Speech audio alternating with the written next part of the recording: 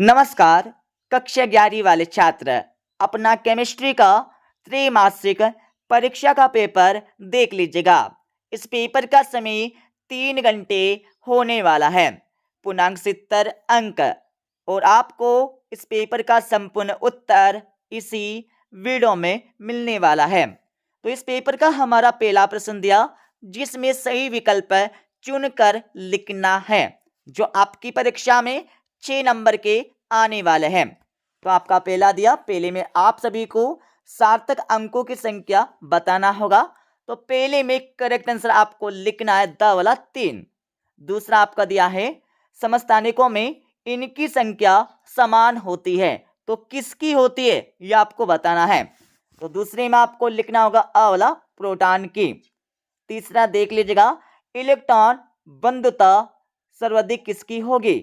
तो तीसरे में आपको लिखना होगा ब वाला Cl। चौथा आपका दिया है Pb समाक्ष अतिव्यापन से कौन सा बंध का निर्माण होता है। तो चौथे में आपको लिखना होगा ब वाला सिग्मा बंध। पांचवा आपका दिया है हेलोजन किस वर्ग के तत्व है।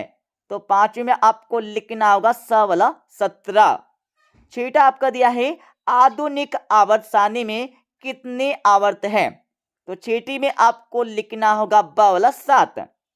अब आप सभी दूसरा प्रश्न देख लीजिएगा। इस प्रश्न में आप सभी को रिक्त स्थानों की पूर्ति करके लिखना है जो आपकी परीक्षा में आने वाले 6 नंबर के। तो आपका पहला दिया HF का संयोगी सारक क्या है। तो पहले में आपको लिखना होगा F-। दूसरा आपका दिया है एल्किन का समपक्ष रूप विपक्ष रूप की तुलना में कैसा ध्रुवीय होता है। तो दूसरे में आप सभी को लिखना होगा अधिक। अधिक आपको दूसरे का उत्तर लिखना है।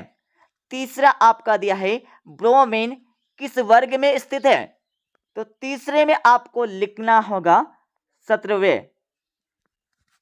और आपका चौथा दिया sp संकरण की ज्यामिति कैसी होती है। तो चौथे में आप सभी को लिखना होगा रेखी। रेखी आपको लिखना है। पांचवा आपका दिया है O2 अणु में कैसी कोशिकाओं में होता है। तो पांचवे में आपको लिखना होगा द्विपरमाणुक, यह आपको लिखना होगा। और आपका छठा दिया है परमाणु द्रव्यमान को किस संकेत से दर्शाते हैं। तो छठे में आपको लिखना होगा AMU। अब आप सभी तीसरा प्रश्न देख लीजिएगा जिसमें सत्य अथवा असत्य बता के लिखना होगा जो आपकी परीक्षा में आने वाले 6 नंबर के। जिसमें हमारा पहला दिया अम्ल प्रोटॉन ग्राही होता है, तो बिल्कुल नहीं होता, असत्य हो जाएगा। दूसरा आपका दिया है लिथियम सर्वाधिक विद्युत ऋणी तत्व है, तो बिल्कुल नहीं है, असत्य हो जाएगा। तीसरा आपका दिया है कार्बन की संयोजकता 4 है, तो बिल्कुल है, सत्य हो जाएगा। चौथा आपका दिया है चक्रण क्वांटम संख्या का मान ±1/2 होता है, तो बिल्कुल होता है, सत्य हो जाएगा। और पांचवा आपका दिया है द्रव्यमान संरक्षण का नियम लेवोजियन ने प्रतिपादित किया, तो बिल्कुल यहाँ पर किया था, सत्य हो जाएगा। और आपका छठा दिया है CH4 अणु की ज्यामिति रेखी है, तो बिल्कुल नहीं है, असत्य हो जाएगा। अब आप सभी चौथा प्रश्न देख लीजिएगा जिसमें सही जोड़ी बनाकर लिखना है। तो सही जोड़ी का मिलान कर लीजिएगा। प्रोटॉन की खोज, तो इसमें आपको लिखना होगा गोल्डस्टीन। न्यूट्रॉन की खोज, तो इसमें आपको लिखना होगा चेडविक। E/m का निर्धारण, इसमें आपको लिखना होगा मोलिकेन। क्वांटम सिद्धांत, तो इसमें आपको लिखना होगा मैक्स प्लैंक। अनिश्चितता का सिद्धांत, तो इसमें आपको लिखना होगा हाइजेनबर्ग। अब आप सभी पांचवा देख लीजिएगा जिसमें एक शब्द तो एक वाक्य में उत्तर देना है जो आपकी परीक्षा में 5 नंबर के आने वाले हैं। तो आपका पहला दिया है मोल संकल्पना की परिभाषा आपको देना होगा। और दूसरा आपका दिया है उच्चतम तरंगदैर्घ्य वाले विकिरण का नाम लिखी है, तो लिख लीजिएगा रेडियो तरंग। और आपका तीसरा दिया है VSEPR। सिद्धांत का पूरा नाम आपको लिखना है, तो लिख लीजिएगा। इसमें आपको लिखना होगा संयोजकता, सेल, इलेक्ट्रॉन, युग्म प्रतिकर्षण, ये आपको लिखना होगा यहां पर तीसरे का उत्तर। ठीक है, अब आप सभी देख लीजिएगा चौथा, कार्बोक्सिलिक अम्ल के क्रियात्मक समूह का रासायनिक सूत्र आपको बताना होगा, तो लिख लीजिएगा R एकल बॉन्ड COOH, यह आपको लिखना होगा। और इसके साथ ही आपका पांचवा दिया है सबसे हल्के तत्व का नाम आपको बताना है, तो पांचवें में आपको लिखना होगा हाइड्रोजन। हाइड्रोजन आपको लिखना है। अब आप सभी 2-2, 3-3 एवं 4-4 नंबर के प्रश्न देख लीजिएगा और सभी के उत्तर आपको बता देंगे इस वीडियो के लास्ट में। तो आपका छठा दिया है C2H6 C6H6 के मूलानुपाती सूत्र आपको बताना है, अथवा आपका दिया जिसमें स्थिर अनुपात का नियम आपको लिखना है। और सातवें में आप सभी को आयनन एंथैल्पी की परिभाषा आपको बताना होगा, और अथवा आपका दिया है।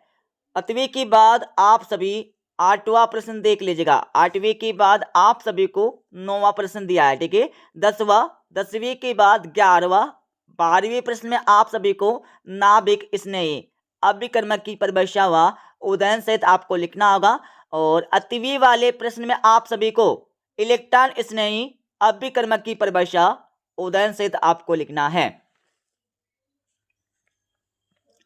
13वां देख लीजिएगा, 6 ग्राम जल में उपस्थित जल के अणु की गणना आपको करके लिखना होगा।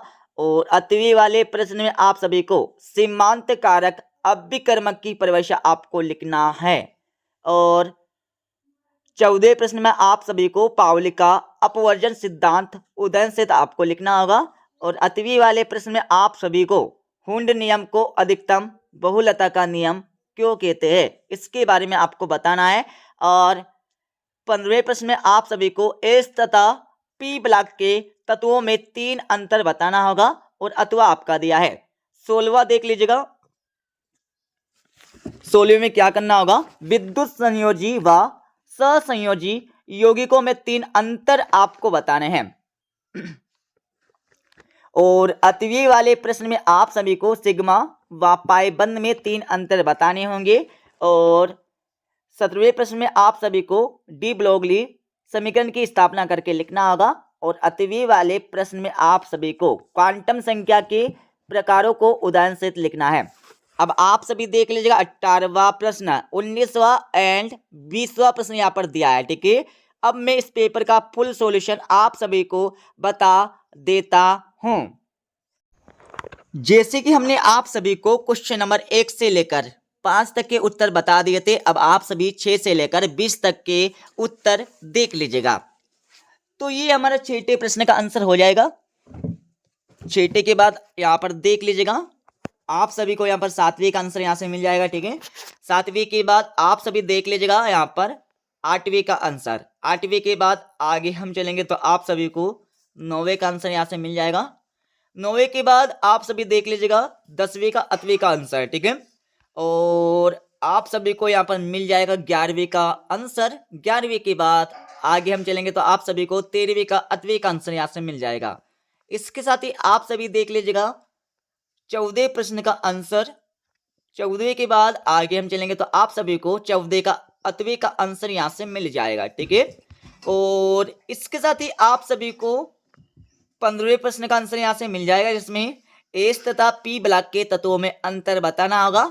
तो इसका उत्तर तो आप अपनी किताब से देखकर पढ़ लीजिएगा। ठीक है, और इसके साथ ही आप सभी को यहाँ पर 16वें का आंसर यहाँ से मिल जाएगा, जिसमें विद्युत संयोजी यौगिक तथा असंयोजी यौगिक में अंतर बताना है। तो इसका उत्तर भी आप अपनी किताब से देखकर पढ़ लीजिएगा, क्योंकि यहाँ पर थोड़ा ठीक से दिखाई नहीं दे रहा है। और इसके साथ ही यहाँ पर देख लीजिएगा 16वें का 8वीं का आंसर, जिसमें सिग्मा बंद तथा पाई बंद में अंतर बताना है। और इसके साथ ही आप सभी देख लीजिएगा 17वें का उत्तर। 17वें के बाद आगे हम चलने वाले हैं। तो आप सभी को मिल जाएगा 18वीं का आंसर। ठीक है, 18वीं के बाद आप सभी देख लीजिएगा 19वें प्रश्न का 8वीं का आंसर, और इसके साथ ही आप सभी को मिल जाएगा 20वें का 8वें का आंसर। तो इस प्रकार से हमने इस पेपर का फुल सॉल्यूशन बता दिया है, पढ़ लीजिएगा ताकि आप केमिस्ट्री के पेपर में अच्छे नंबर इस पेपर के माध्यम से लेकर आ जाएंगे। ठीक है, मिलते अगले वीडियो में।